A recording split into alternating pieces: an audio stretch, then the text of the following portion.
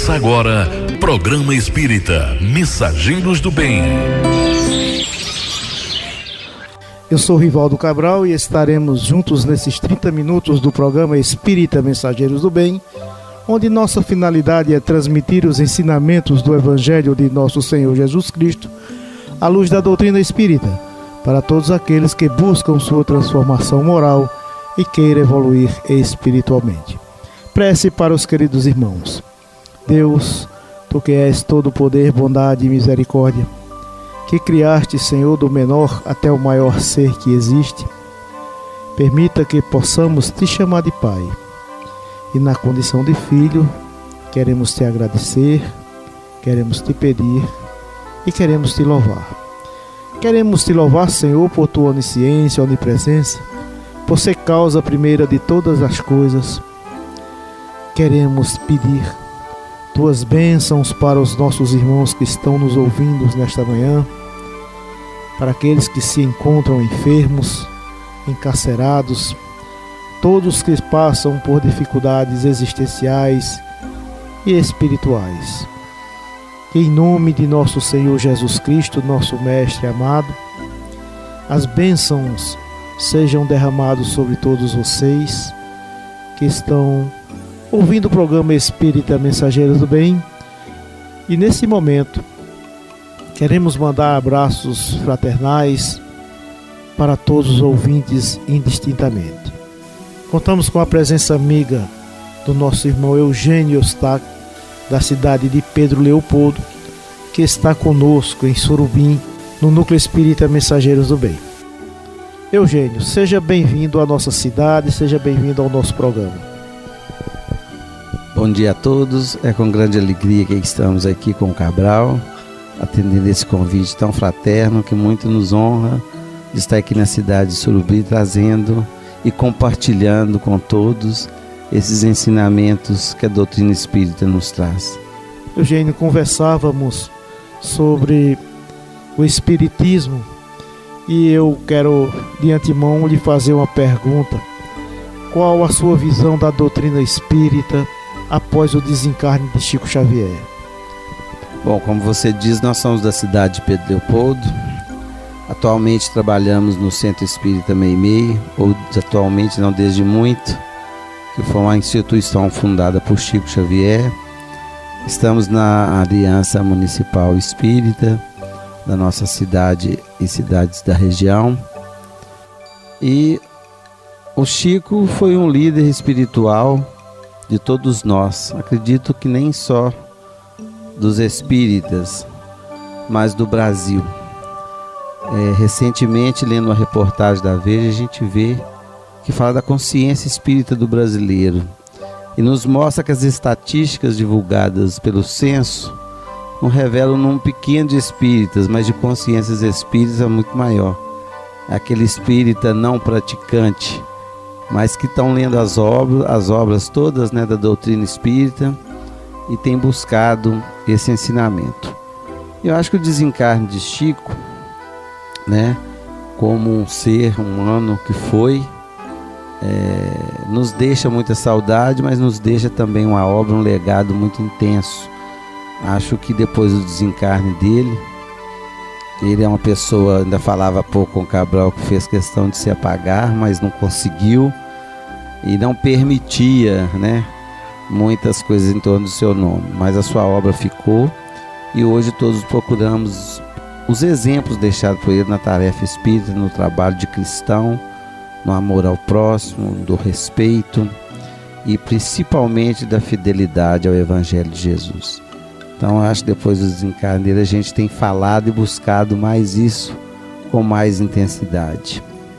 Você conheceu Chico Xavier de perto.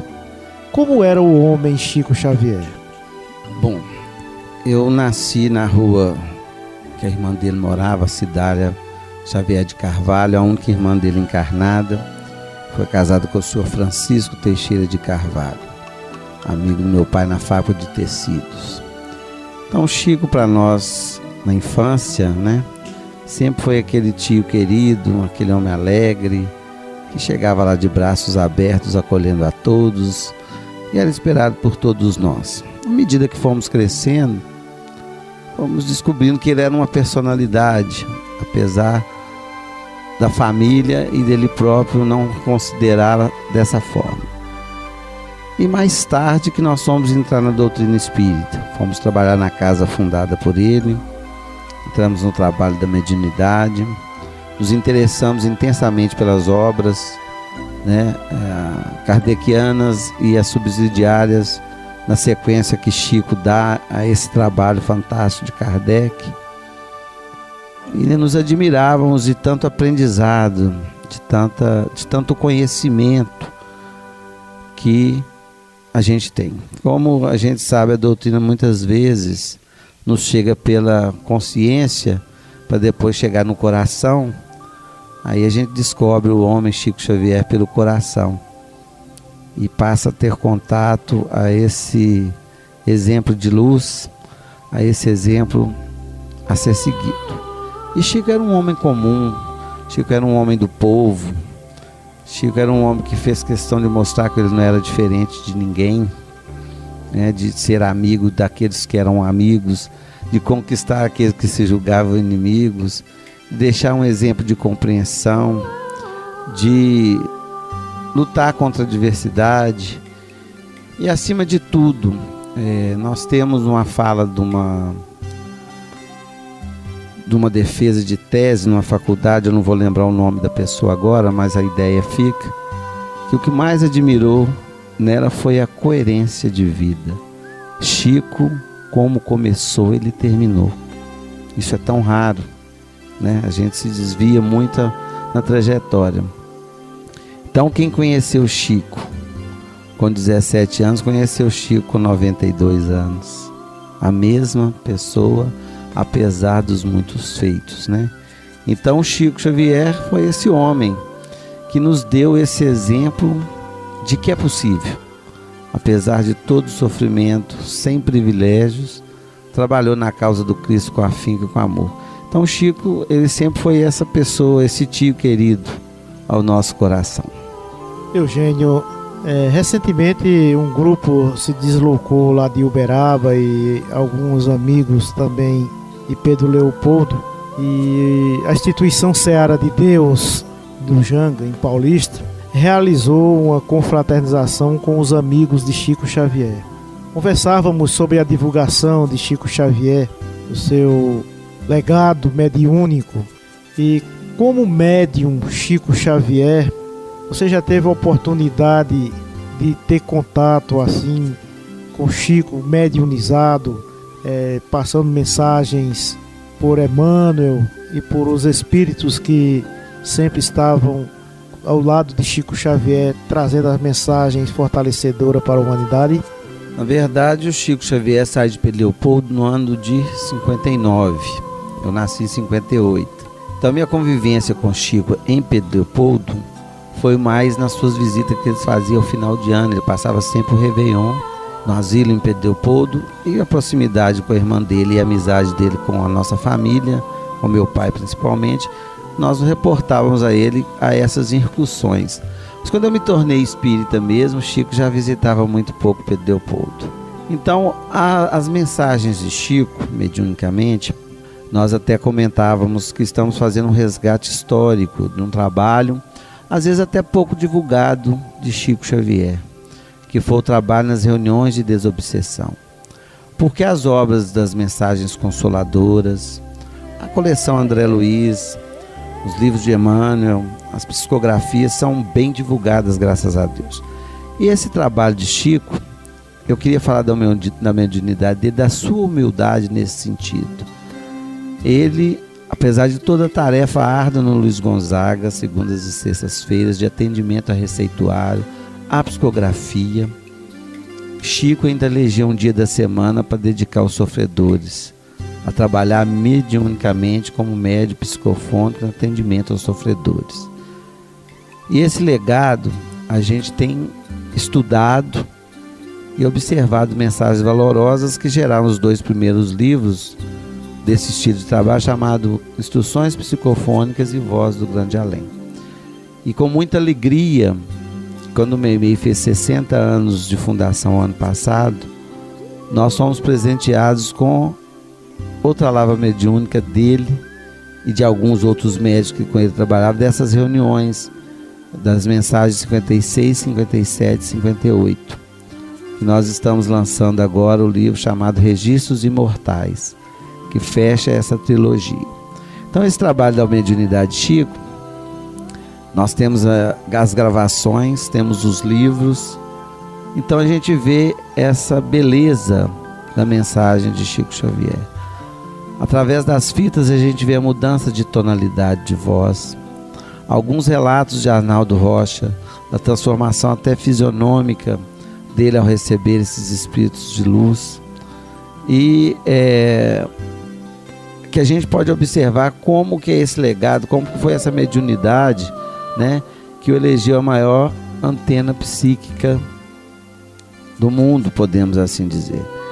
A oportunidade de vê-lo, uma vez eu vi ele traduzindo uma poesia na casa de Dália, né, mas foi um trabalho íntimo e natural, como era Chico, né? Mas no trabalho, nem reunião mediúnica com ele, eu não cheguei a participar, infelizmente, mas tenho estudado bastante. Nós conversamos bastante sobre o espiritismo aqui em Pernambuco e falávamos do movimento espírita aqui em Surubim. Eu pergunto a você, e o movimento espírita em Pedro Leopoldo, como se comporta?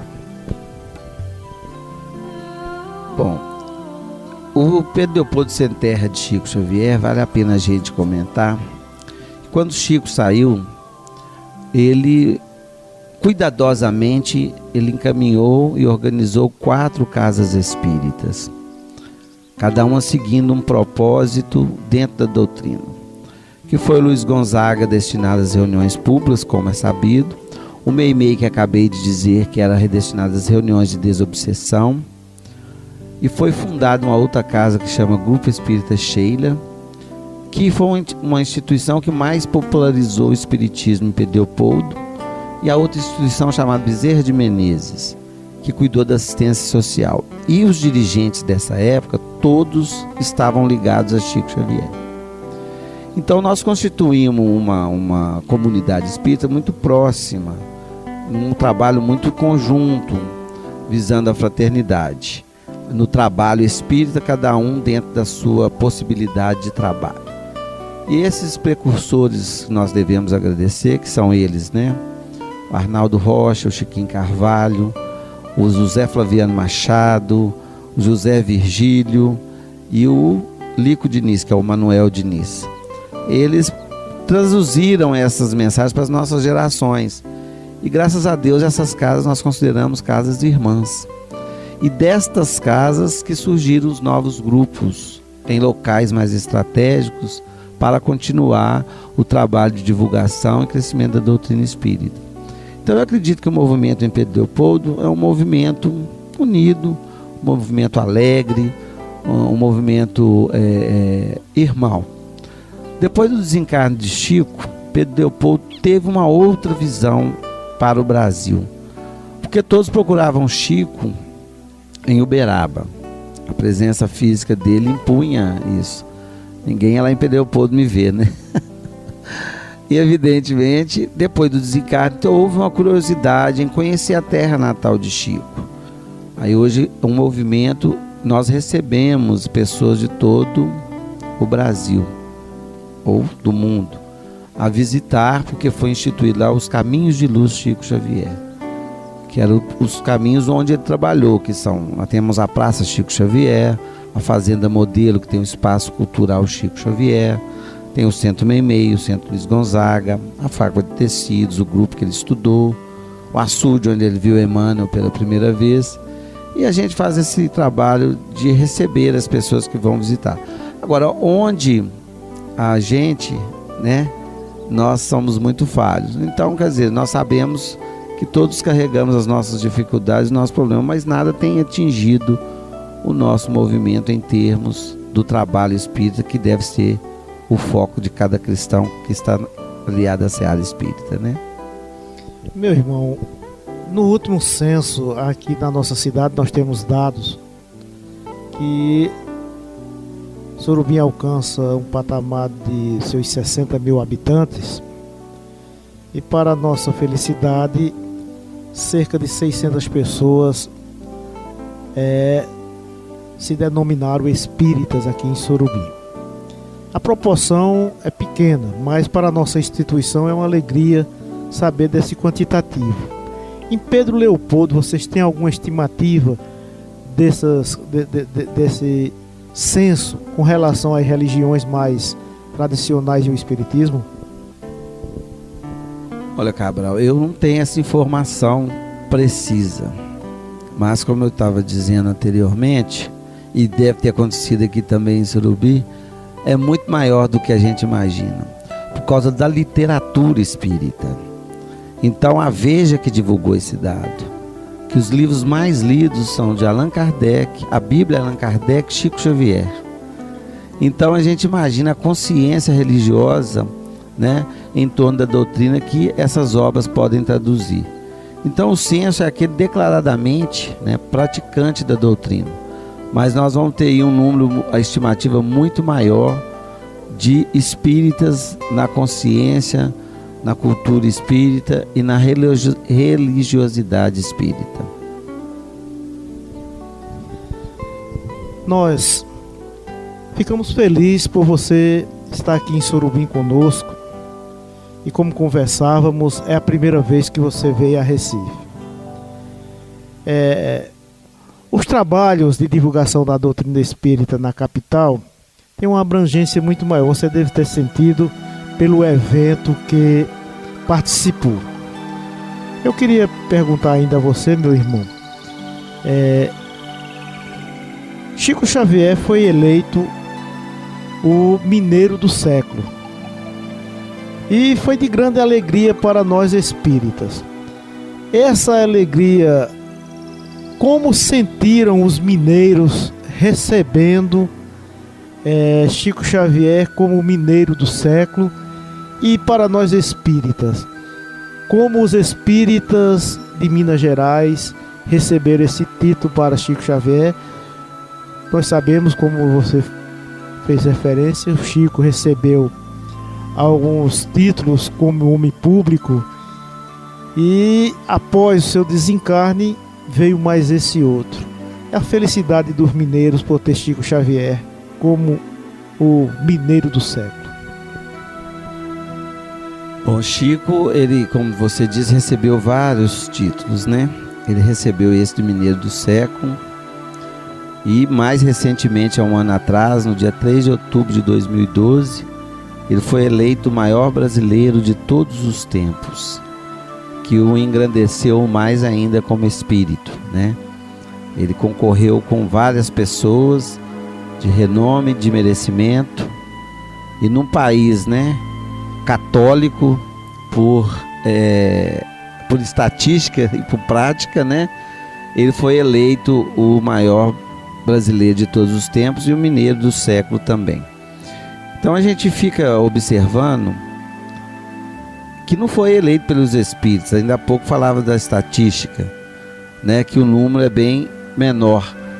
Então comprova o que nós dizemos na questão anterior, dessa consciência e, acima de tudo, né, o legado de Chico Xavier. Então Chico Xavier, ele fica quase uma unanimidade, ele deixa de ser só o representante espírita, ele transcendeu isso, ele foi além, porque ele representa o nosso país como um homem bom, um homem cristão, sendo o maior brasileiro de todos os tempos, figurando com sumidades como Santos Dumont, como Pelé, como Irmã Dulce, dentre outros. Então, para nós mineiros é uma felicidade muito grande e uma responsabilidade também, né, de tentar sustentar os exemplos que ele nos deixa, apesar dessa nossa fragilidade e impossibilidade espiritual que ainda detemos, mas é um incentivo para que a gente persista no esforço de cada dia. E Chico Xavier, ele tem um fato muito interessante, Quem assistiu o filme Chico Xavier vai ver lá que ele é o único espírita que recebe autorização do padre para ser espírita, do padre católico, né? Até a Igreja Católica o liberou para que ele fosse exercer a sua missão, o seu trabalho. Então esse reconhecimento nos deixa muito felizes, né? Para uma pessoa que se esforçou tanto, que sofreu tanto, ter esse reconhecimento do seu país, do seu estado, como o maior dentre todos. Então, com essa alegria que nós recebemos essa notícia, e com toda certeza, né, acredito que o Brasil todo que o elegeu para esse título. E coincidentemente, o título que ele recebe de maior brasileiro de todos os tempos se dá no dia 3 de outubro, né, aniversário natalício do nosso codificador Allan Kardec. Então nada é por acaso. A mão de Jesus conduzindo as nossas consciências para a observação do melhor. Eugênio, eu vou tocar num ponto agora, um tanto quanto meio polêmico. E já nós conversamos antes. É sobre as comunicações de Chico Xavier. Nós sabemos que a doutrina espírita é conhecida pelas comunicações que se recebe dos parentes que partiram para o mundo espiritual. O próprio Chico Xavier trouxe muitas cartas consoladoras. E o movimento espírita tem muitos médiuns idôneos e tem médiuns que têm, como é que eu posso assim dizer assim, muita euforia nas comunicações. Chico Xavier pode passar comunicações nessa atualidade, dando orientação, dando para a gente espírita e para o público não espírita continuidade do seu legado aqui na Terra? Bom, a coisa se torna polêmica porque se trata de Chico Xavier, né? E acho que a coisa que ele menos queria na vida é ser polêmico. Então eu acho que toda manifestação de Chico Xavier ela não deverá ser polêmica. Mas no análise que a gente faz, passa a ser uma análise individual, porque como uma coisa nova, e se tratando de Chico Xavier, eu acho que opiniões vão se formando. E é dessa forma que as coisas vão acontecendo no mundo, né? Nós temos o direito de nos reservar ao entendimento. Então eu acredito, Chico Xavier pode comunicar? Pode, ele é espírito como qualquer outro. Deve ter saudades, deve ter anseios, né? Deve ter algo a dizer. Mas ele mesmo disse que quando ele desencarnasse, daria um tempo no lápis e no papel. E como disse antes, eu acho que a única coisa que Chico não gostaria de ser polêmico, e em segundo, ele não dava privilégio para ninguém, porque ele também não os teve.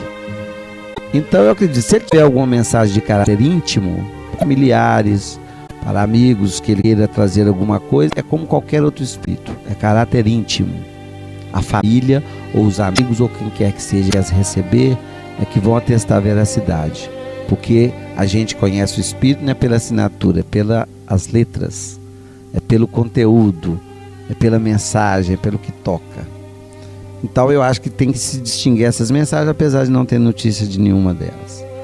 Outras, eu acredito, se Chico for mandar ensinamento, ele jamais fugiria à orientação de Kardec, que está lá em Obras Póstumas. Tudo que vier a ser de ensinamento, ou de renovar, ou de incentivar, ou de trabalhar para a comunidade espírita, vai respeitar a universalidade dos espíritos. Não vai sair de um ponto só, né? Vai sair como uma orientação para todos nós espíritas do Brasil e do mundo. Não vai ser exclusividade.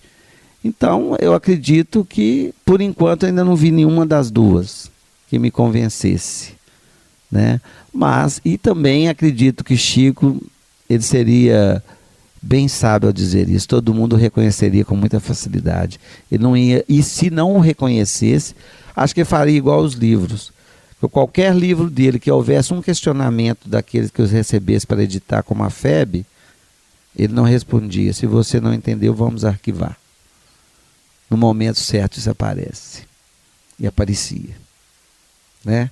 Então acho que as mensagens dele terão o mesmo cunho. Ele não vai trazer nada que polemize nada, mas que oriente. Então vamos aguardar, o tempo dirá, né? Mas por enquanto ainda não. Estamos chegando ao término do nosso programa. Vamos deixar aqui as considerações finais para o nosso irmão.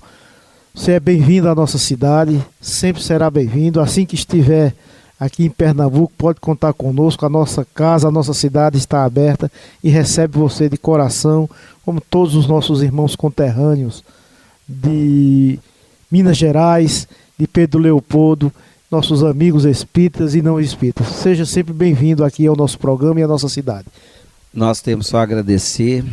Eu falava com o Cabral que a acolhida aqui em Recife e aqui em Surubi está sendo, né, muito grandiosa, é uma felicidade muito grande. A sensação que a gente tem é de não estar conhecendo ou fazendo amigos, é reencontrando amigos que um dia nós deixamos perdidos por aí.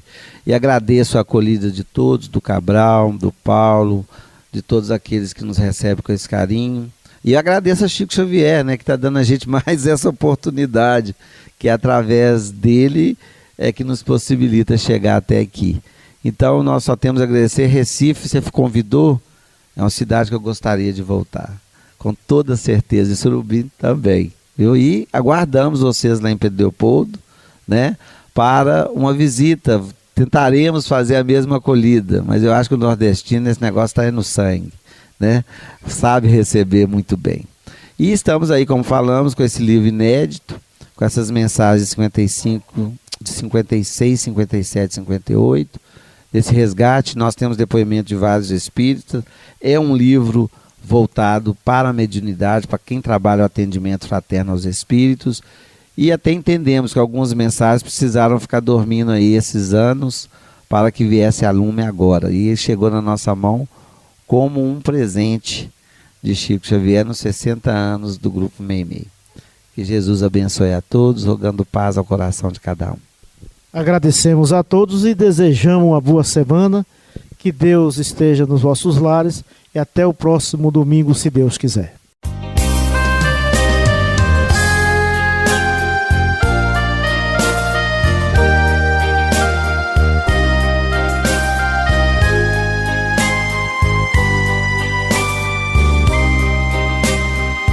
Mensageiros do bem, mensageiros do bem, caminheiros do além, caminheiros do além. Faz o amor que é perfeito brotar em meu peito a semente do bem. Mensageiros do bem, mensageiros do bem, para o bem nos conduz, para o bem nos conduz. Se estás tão sozinho, Jesus é o caminho, essa trilha é de luz. O amor entrando em sintonia nos traz harmonia e ensina a viver. E faz o ódio emudecer, a nossa visão vai além das coisas banais que na terra entrava o progresso de quem nada tem. Mensageiros do bem, mensageiros do bem, caminheiros do além, caminheiros do além. Faz o amor que é perfeito brotar em meu peito a semente do bem. Mensageiros do bem, mensageiros do bem, para o bem nos conduz, para o bem nos conduz. Se estás tão sozinho, Jesus é o caminho, essa trilha é de luz.